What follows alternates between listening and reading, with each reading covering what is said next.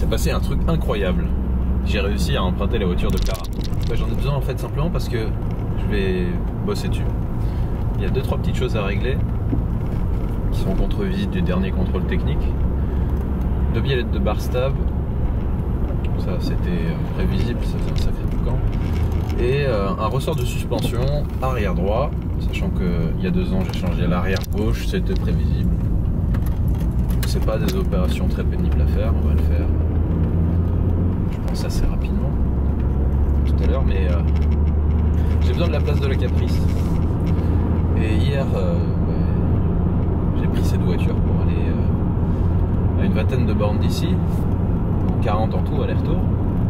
Et ce matin, je suis en panne d'essence chez moi. Je dois être chanceux finalement. Donc là, je vais aller chercher de l'essence avec mes bidons.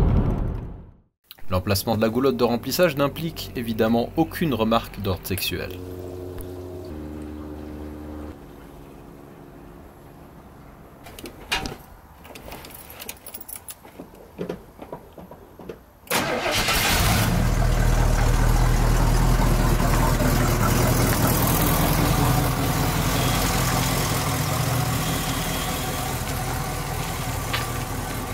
Aujourd'hui, ma belle peinture toute neuve a l'air plutôt bleue.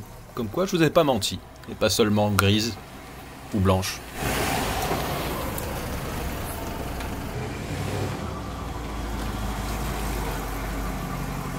Après ce tour de passe-passe, on attaque les travaux. Déjà, remplacement du ressort arrière droit.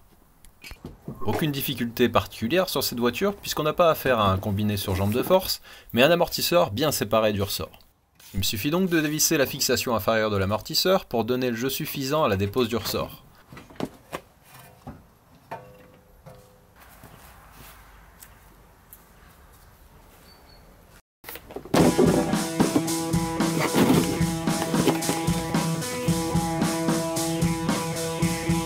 Un poil de persuasion également à la repose du neuf, et on peut remettre tout en place. 10 minutes montre en main.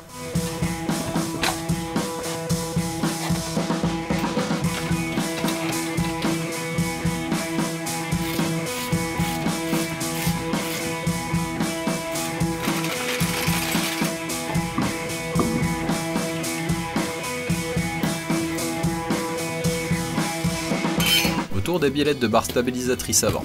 Brillantes, même avec un jeu minime, elles peuvent rapidement devenir pénibles. Heureusement, ce n'est pas bien difficile de les remplacer. Clé pour empêcher la rotule de tourner, de quoi dévisser l'écrou, puis un clic pour mettre à niveau le moyeu et ainsi relâcher la tension sur la barre stabilisatrice pour arriver à déposer la pièce sans difficulté. Marche inverse pour leur montage, et voici une bonne chose de faite, prête pour affronter encore 2 années de labeur. Bon.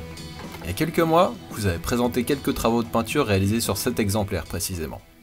Et certains d'entre vous m'ont demandé d'en parler plus longuement.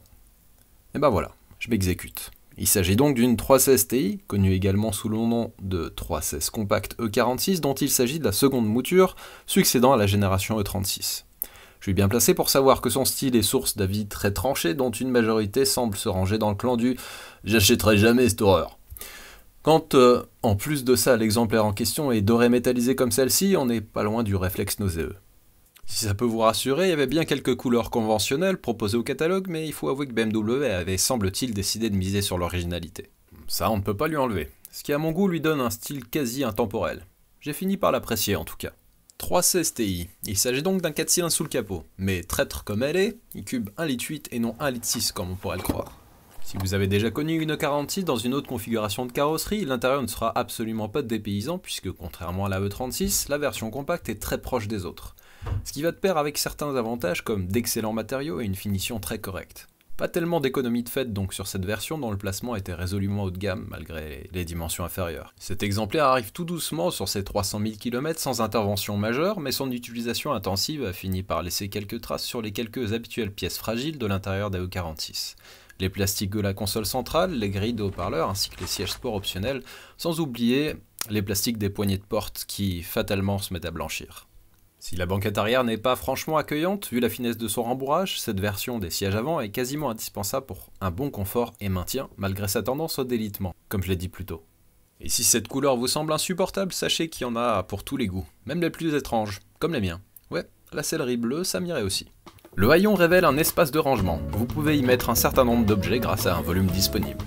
Le haillon s'ouvre et se ferme. Et si vous n'avez rien appris ici, rappelez-vous quelle chaîne vous regardez. Le volume du coffre, on s'en balance. Ce qui n'est pas le cas de ce qui se trouve sous le capot en revanche. Le monstrueux N42B18. Bon ok, il n'a pas forcément une réputation hors du commun, pourtant je lui trouve de sacrées qualités. Qu'on ne peut pas remarquer à la lecture de sa fiche technique, encore moins en le regardant sous sa couche de crasse comme c'est le cas ici. Technologiquement, il introduisait le système Valvetronic, innovation fiable, incroyable.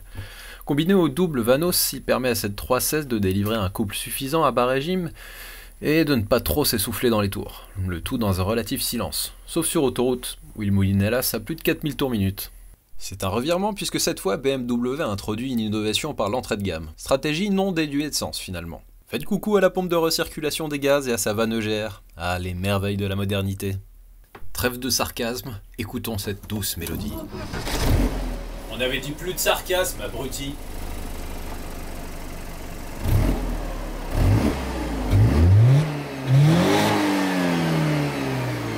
« 115 chevaux en furie.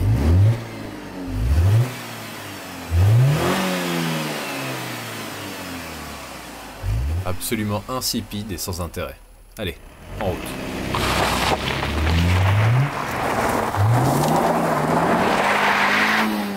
Évidemment, c'est une propulsion, mais ça, c'est la moindre des choses. «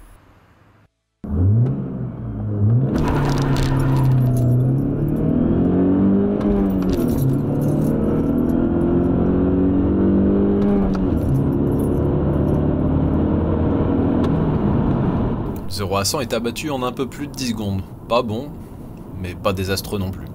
Ce qui est agréable, c'est qu'elle ne donne jamais vraiment l'impression de se traîner. On va dire que c'est ce qui compte. Confortable et plutôt silencieuse n'est jamais une punition de faire de longs trajets avec. Je regrette juste qu'elle ne dispose pas du régulateur proposé en option. Pour moi, c'est une excellente première voiture, avec laquelle il est par ailleurs difficile de se mettre au tas, vu les performances de son ESP, et qui procure un plaisir de conduite qu'on retrouve finalement pas si souvent que ça chez la concurrence.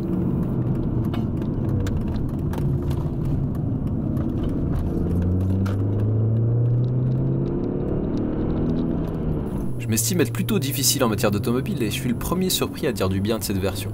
Évidemment, c'est aussi une question de contexte. Ce modèle ne coûte presque plus rien d'occasion, et du plus petit moteur, on s'attend généralement à être cruellement déçu.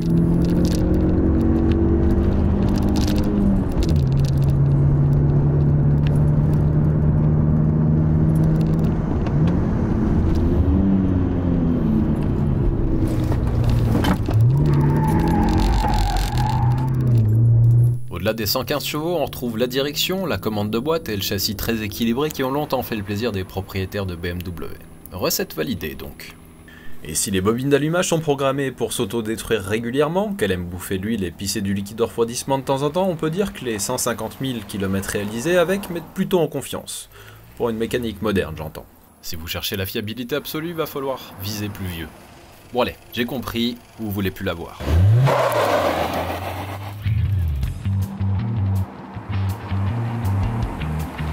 Peut-être que ça correspond mieux à votre idéal de la BMW. Une autre 46 avec une perception généralement beaucoup plus favorable que la compacte, qui plus est avec un 6 cylindres cette fois-ci. Puisque vous avez lu le titre de la vidéo, vous savez qu'il s'agit d'une 330 Ci, malgré l'absence de sigle permettant d'identifier facilement la motorisation. C'est un peu l'archétype de la BMW au sens commun, un coupé bien motorisé, dans une couleur discrète, mais doté de quelques attributs sportifs et pas 100% d'origine dans le cas présent, puisque vous avez remarqué l'absence du pare-choc arrière du pack M. Pour tout dire, je préfère le couper en configuration standard extérieurement, mais je dois admettre que l'état remarquable de celle-ci compense cette entorse à mes préférences. Puis bon, c'est pas la mienne. Je voyais déjà me poser la question. C'est pas demain que j'aurai une E46 comme celle-ci. Pas vraiment d'audace dans le dessin de l'E46 coupé, mais un conservatisme savamment dosé pour un résultat réussi selon moi. Une évolution judicieuse de l'E36 on va dire. Encore plus judicieux, les progrès réalisés dans l'habitacle. Si le 36 n'a jamais fait référence dans ce domaine, pour ce qui est de la qualité et la durabilité, on peut saluer encore une fois les efforts déployés, encore plus visibles ici que dans la compacte, vu le foisonnement d'équipements présents, qui, il faut l'avouer, ajoute une bonne dose de raffinement à l'ensemble. Évidemment, vous avez noté qu'il s'agit d'une boîte manuelle. Les réfractaires à l'automatisme peuvent donc se rasseoir et prendre leur tension. Quant aux aficionados du 6e rapport, il leur faudra se tourner vers une phase 2. Ah là, nette différence pour la banquette arrière, qui donne sacrément plus envie que dans la compacte, n'est-ce pas ? Dans le compartiment moteur trône une mécanique bien plus imposante que dans la 316, à savoir le M54 B30, soit un 600 lignes 3 litres de 230 chevaux. Une motorisation qui, vous le verrez, donne une toute autre dimension à la série 3. Enfin ça, vous n'avez pas besoin de moi pour le savoir.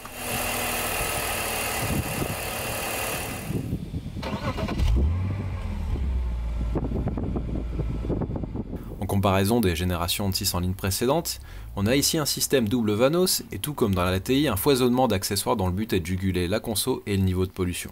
Tout en apportant un copieux lot d'emmerdes bien entendu. Bon, et une fois au volant, qu'est-ce que ça donne ? Déjà par rapport à la compacte chaussée en 16 pouces, les deux tailles de plus raffermissent sensiblement le confort. À mon sens, l'idéal est de rester en 17.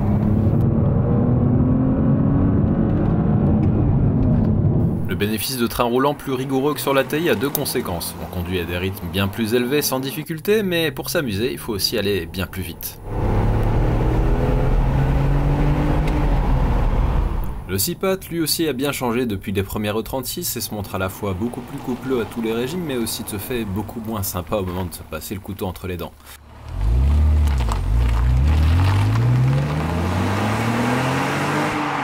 Sa sonorité d'origine m'a paru presque artificielle. Votre oreille n'en sera pas outrée, mais le plaisir n'est plus le même.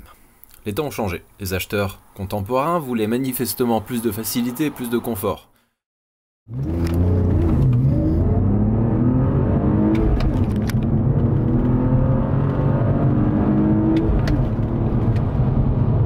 Finalement, on a probablement gagné en plaisir de conduite au quotidien ce qu'on a perdu en amusement à attaquer comme un sagouin comme une E36 donne envie de le faire. La compacte se situe probablement à mi-chemin entre les deux, surtout avec le 2,5 litres.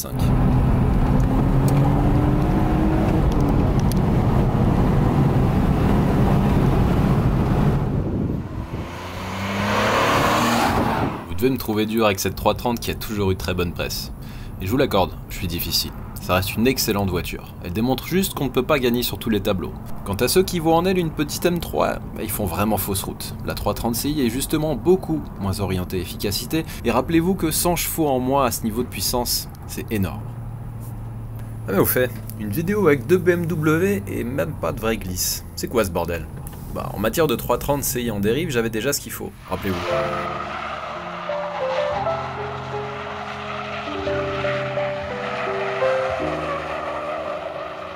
Ah, les pneus chinois premier prix. Même sans autobloquant, 230 chevaux suffisent à glisser sur un filet de gaz. C'est les ancrages du pont qui doivent s'en féliciter. Ouais, il y a pas mal à dire à ce sujet, pour les modèles qui auraient été un peu malmenés.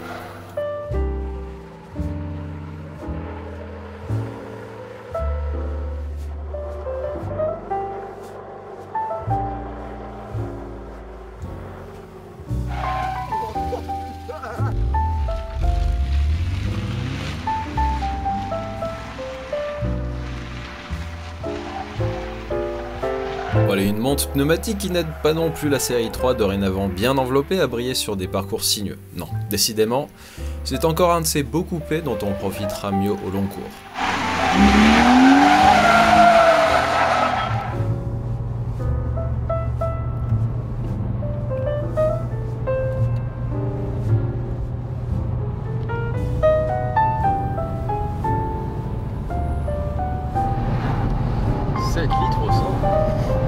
Allez, sur ce, je vous laisse décider qui sort victorieux de cette confrontation.